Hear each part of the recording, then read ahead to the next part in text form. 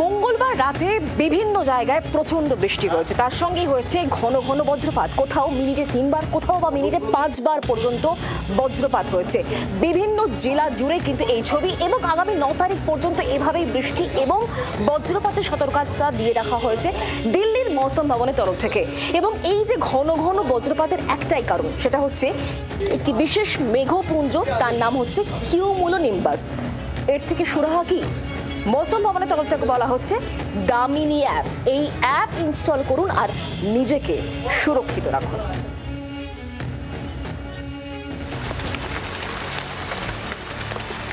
বৃষ্টির জেরে কলকাতায় রাতে তাপমাত্রা কমল। স্বাভাবিকের তুলনায় তাপমাত্রা প্রায় 5 ডিগ্রি নেমেছে। তবে দক্ষিণবঙ্গের একাধিক জেলায় বজ্রবিদ্যুৎ সহ বৃষ্টি, তার সঙ্গে দমকা ঝোড়ো হাওয়া বইতে পারে। বজ্রবিদ্যুৎ সহ বৃষ্টিপাতের সম্ভাবনা কলকাতা, হাওড়া, উত্তর ও দক্ষিণ 24 পরগনা, পূর্ব ও পশ্চিম মেদিনীপুর, পূর্ব বর্ধমান, বীরভূম, মুর্শিদাবাদ, নদিয়ায়। অন্যদিকে উত্তরবঙ্গে বুধবার বিক্ষিপ্তভাবে বৃষ্টির পূর্বাভাস।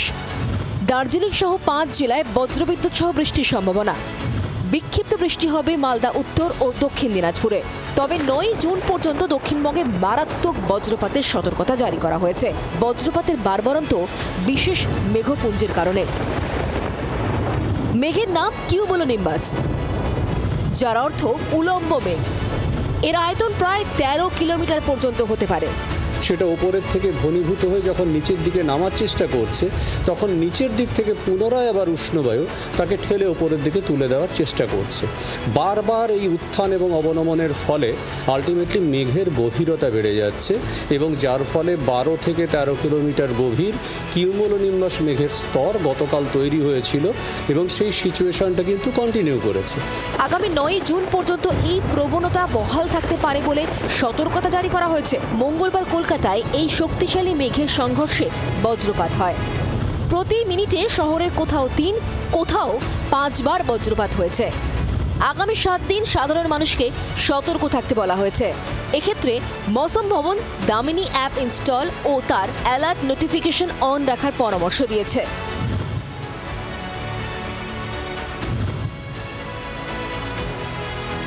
মৌসুম ভবনের দামিনী অ্যাপ 2019 সালে এই অ্যাপ তৈরি করা হয়।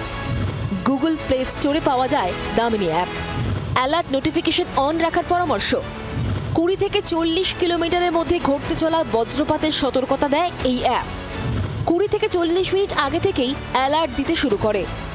জিপিএস অর্থাৎ কারেন্ট লোকেশন অন রাখতে হবে।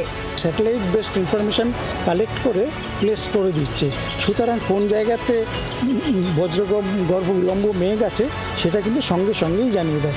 শুধু তাই না, এটা যে কোনো মানুষই অপারেট করলে পরে সে তার ল্যাটিটিউড লঙ্গিটিউড অনুযায়ী মাথার উপরেই ওই ক্লাউডটা রয়েছে কিনা বুঝতে পারছে, সুতরাং অনেক আগে থেকেই সে সাবধান হতে পারছে।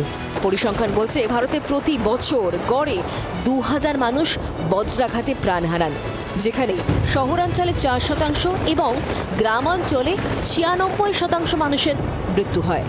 মঙ্গলবার রাতে কলকাতা সহ এই গোটা শহরতলি এলাকায় প্রতি সেকেন্ডে বজ্রপাত হয়েছে, তাতে অনেকেই আতঙ্কিত। কিন্তু আলিপুর আবহাওয়া দপ্তর এবং মৌসুম ভবন পরামর্শ দিচ্ছে আতঙ্কে নয়, সতর্কে থাকুন, ব্যবহার করুন দামিনী অ্যাপ। জি 24 ঘন্টার জন্য ক্যামেরায় তরুণের সঙ্গে অয়ন, কলকাতা। বাংলার আওয়াজ, বাঙালির আবেগ, জি 24 ঘন্টা।